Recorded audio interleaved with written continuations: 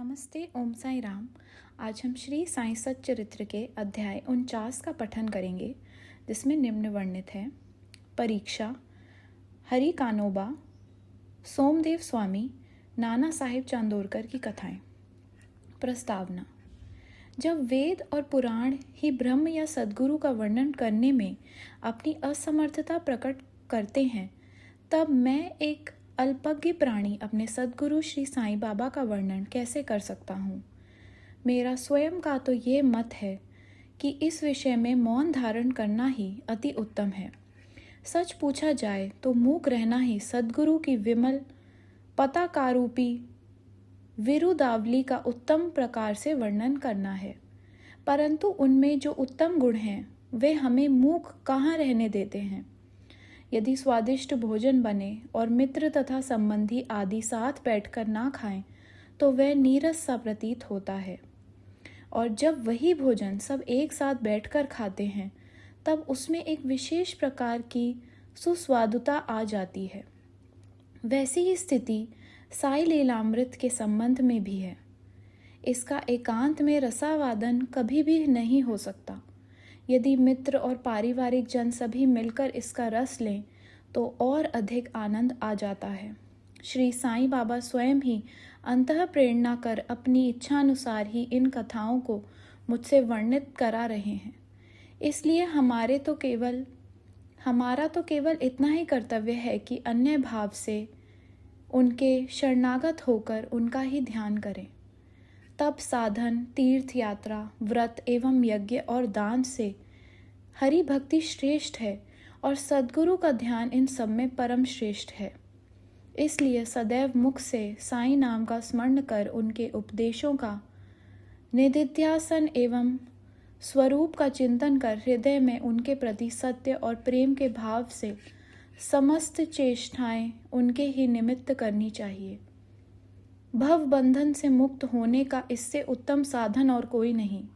यदि हम उपर्युक्त विधि से कर्म करते जाएं तो साईं को विवश होकर हमारी सहायता कर हमें मुक्ति प्रदान करनी ही पड़ेगी।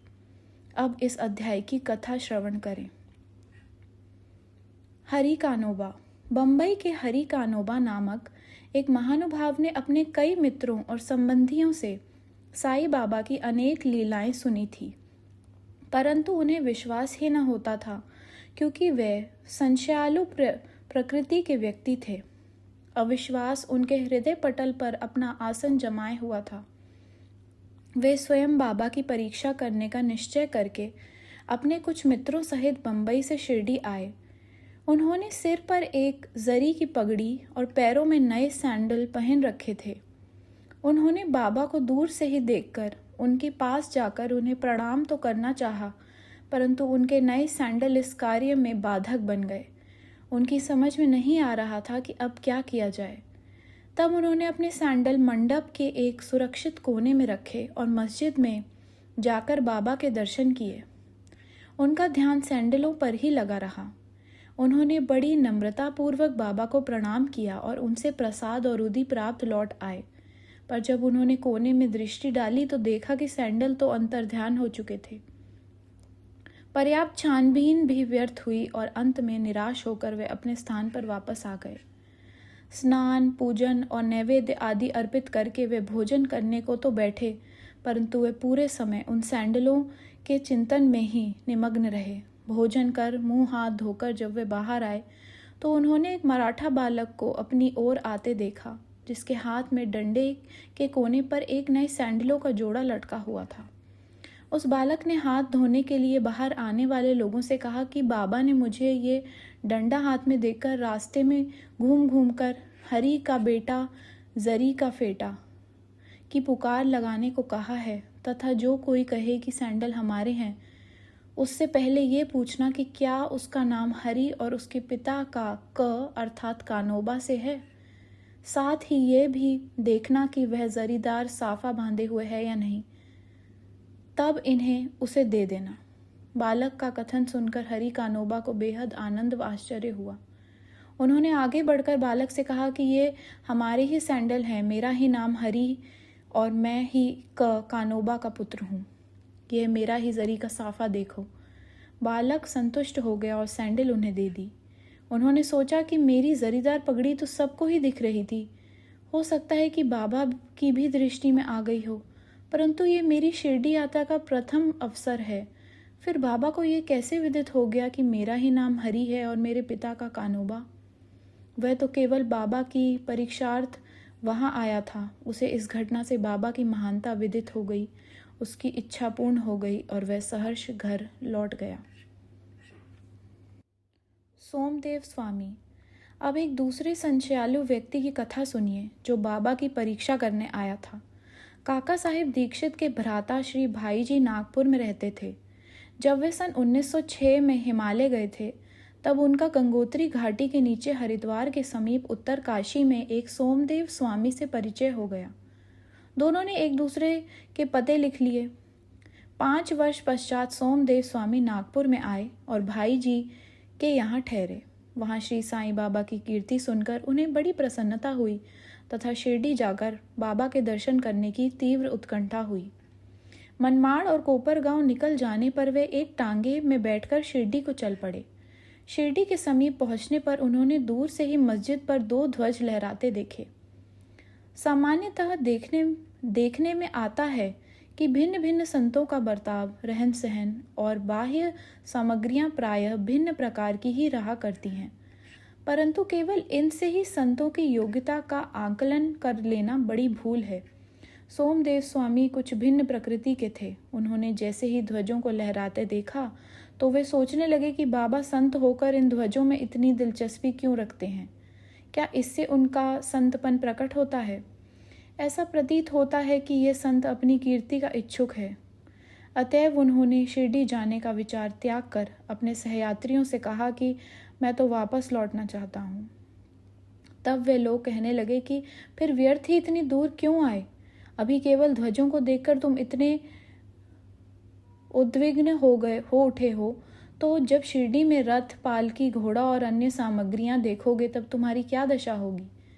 स्वामी को अब और भी अधिक घबराहट होने लगी और उसने कहा कि मैंने अनेक साधु संतों के दर्शन किए हैं, परंतु ये संत कोई निराला ही है जो इस प्रकार ऐश्वर्य की वस्तुएं संग्रह कर रहा है। ऐसे साधु के दर्शन न करना ही उत्तम है। ऐसा कहकर वे वापस लौटने लगे। तीर्थ यात्रियों ने प्रतिरोध करते हुए उन्हें आगे बढ़ने की सलाह दी और समझाया कि तुम ये संकुचित मनोवृत्ति छोड़ दो। मस्जिद में जो संत हैं वे इन ध्वजाओं और इन अन्य सामग्रियों या अपनी कीर्ति का स्वप्न में भी सोच विचार नहीं करते।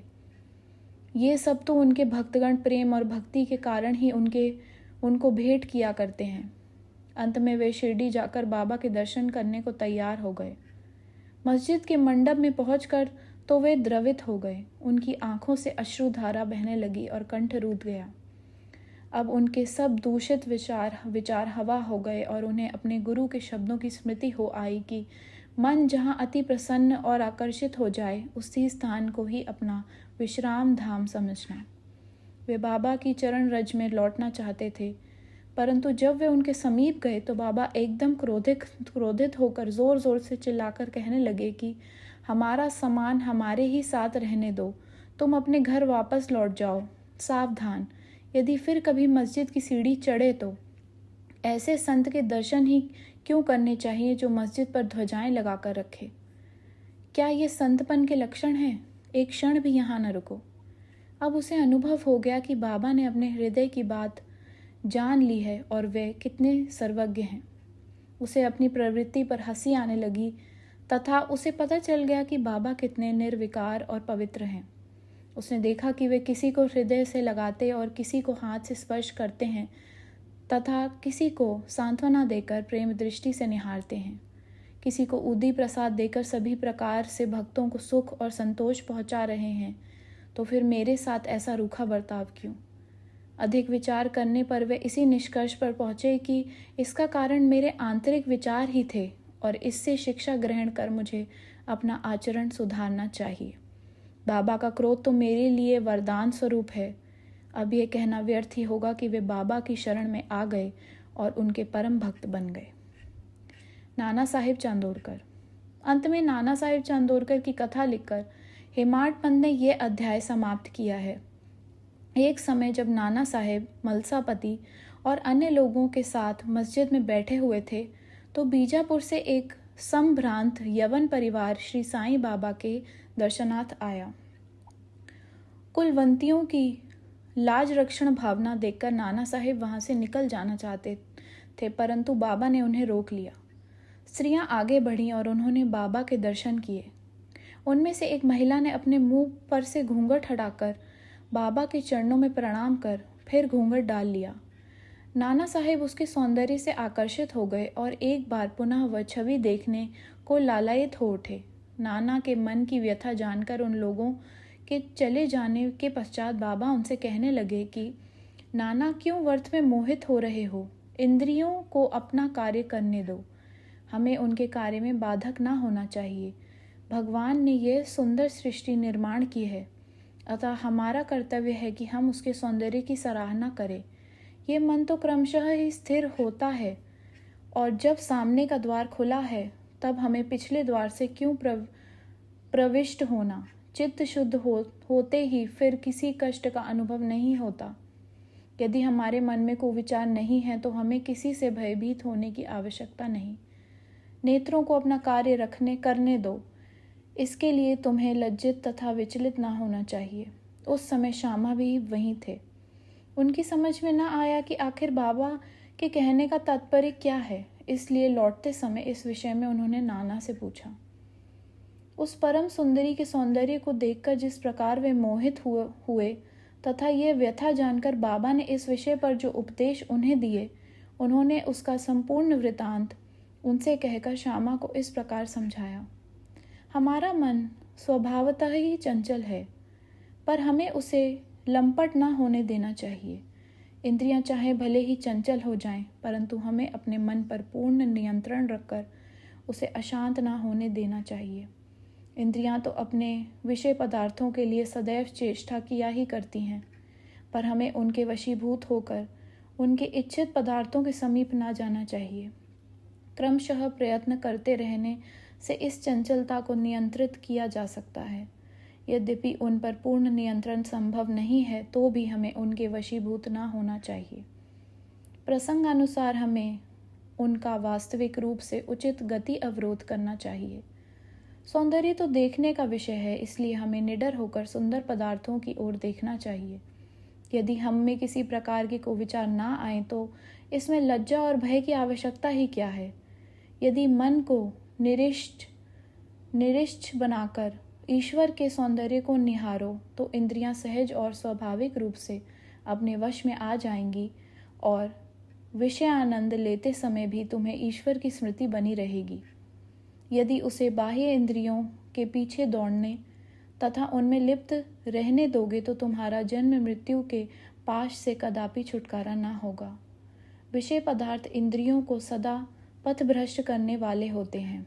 अतएव हमें विवेक को सारथी बनाकर मन की लगाम अपने हाथ में लेकर इंद्रिय रूपी घोड़ों को विषय पदार्थों की ओर जाने से रोक लेना चाहिए। ऐसा विवेक रूपी सारथी हमें विष्णु पद की प्राप्ति करा देगा, जो हमारा यथार्थ में परम सत्य धाम है और जहाँ गया हुआ प्राणी फिर कभी भी यहाँ नहीं लौटता। श्री सद्गुरु साईनाथ अर्पणमस्तु। शुभम भवतु। नमस्कार। ओम साई राम।